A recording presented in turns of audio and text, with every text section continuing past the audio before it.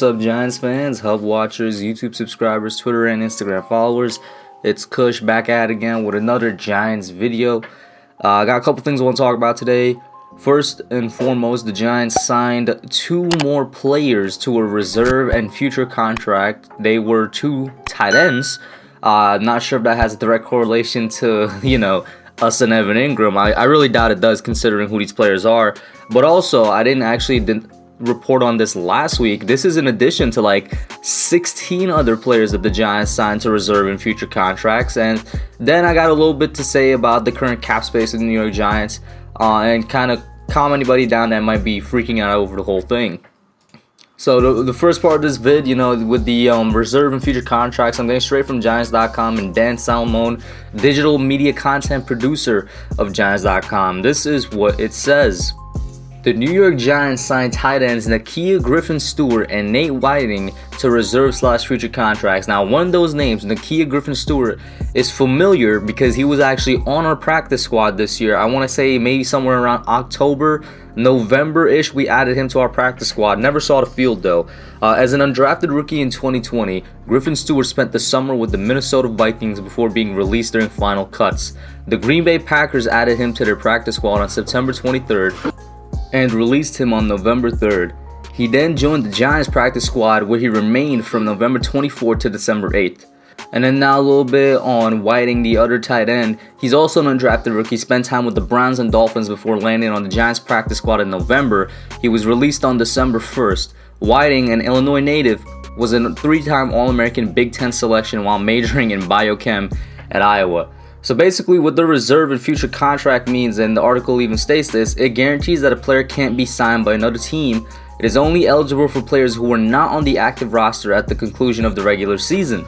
And since we signed these additional 2 tight ends, this is in addition to Evan Ingram, Caden Smith, and Levine Toilolo. And then we also got Ryson John, who was on the practice squad for the entire year. He was the undrafted free agent we picked up since basically the day after the draft, and he's also on a reserve or future contract. So the Giants, like I said, they have maybe around 18 players on that thing, and I don't know how to feel about it, because it's not like they're expensive contracts. I mean, these contracts are probably at the most like $1 million or $2 million a year, because these are not even depth players. These are like depth players for the depth players. These are backups to the guys on the practice squad who are already backups to our depth players, right?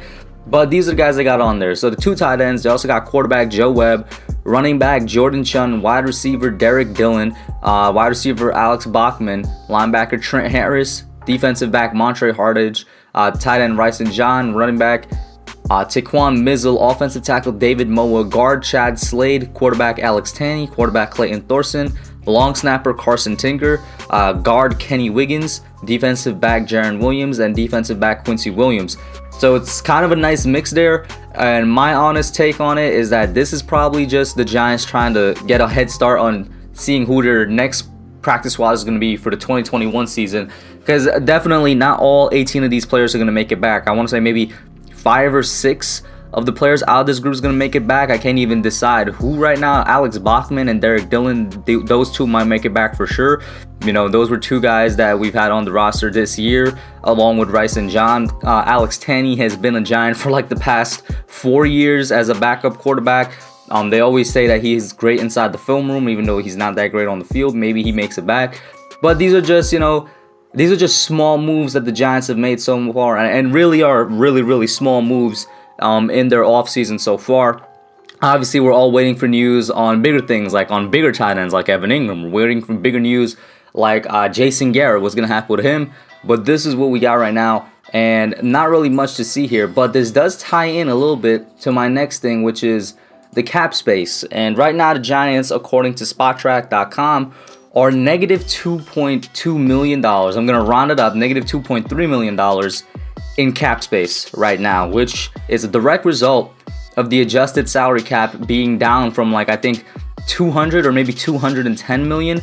Now it's 179 million. That's a massive cut, and that was a league-wide cut, so it affected every single team, which means the Giants are not the only people in negative cap space right now. Now, before that cut back when it was 200 or 200 plus million dollars of adjusted cap space, there were only 9 or 10 teams in negative cap, with a couple of them being massively in the negative cap range, like the Saints, the Eagles, and those are teams that need to be worried. The teams that were in negative cap space before this cut, they're the ones that need to be worried because they were dealing with that problem before. The teams that are now in negative cap space because of a result of the cut, they don't necessarily have to be worried. And once again, that's a lot of the NFL. A lot of the NFL is facing the same problem, and since it's a league-wide thing, I think general managers are not going to have that much of a hard time trying to figure out how to get themselves back in the positives. Now, when you look at the Giants, current contracts right here, and this is just an idea I'm throwing out. I didn't really do too deep research here. You could go on Spot Track and do this yourself. Of their top 5 contracts, like 3 of them are players that could be cut. Their top 5 contracts right now are James Bradbury, Nate Solder, Kevin Zeitler, Golden Tate, and Blake Martinez.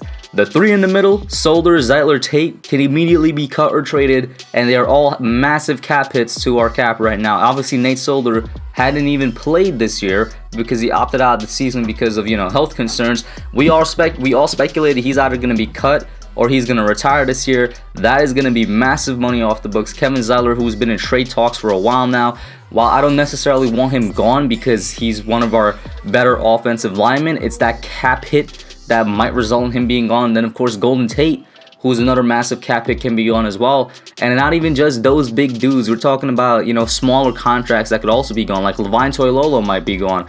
Maybe that's why we signed, so many tight ends to reserve in future contracts. David Mayo might be gone. He was somebody we extended last year. Not so sure we need him this year. Cody Core, he might be gone. You know what I'm saying? Like, I like Dante Pettis. I gave him the name OBP. He might be gone. Like, these are smaller contracts, but they all add up. You know what I mean? Sam Beal. I think Sam Beal is definitely gone. I didn't even know he still counted against the cap. Like, there's guys on here, when you go through and you read this contract list, that are not going to be here next year. And there's also the fact that you can borrow cap space from a year yet to come. So in addition to cutting people to make that money, Dave Gettleman could just go and take some cap money from 2022 and use it here. Now, that does mean less cap for 2022, but we're assuming that it's going to bounce back to the regular level. And so you could deal with a year of, of not so good cap for a year of positive cap. But that's just, just a quick way that the Giants could go through it. And I'm sure Dave Gettleman knows how to do this. And once again, because most of the league is going through it, Giants fans, don't stress about it. Don't go panicking or anything. It's a league-wide thing. These guys know how to deal with money. They know how to, adjust their cap. Gonna be fine. That's what I got for y'all today. Let me know what you all think. Put your comments down below. Don't forget, tonight at 8 o'clock, the College Football National Championship. Per request, because you guys were requesting it a lot in the chat last night. We'll be streaming that with Kid Blue Live. I mean, not to, just stream it because, well, there's going to be a couple of prospects in there that the Giants might take. So we're going to be looking at that as well. See y'all tonight, and I'm out. Thanks for watching. Don't forget to like, comment, subscribe, and share. I'll catch y'all in the next one.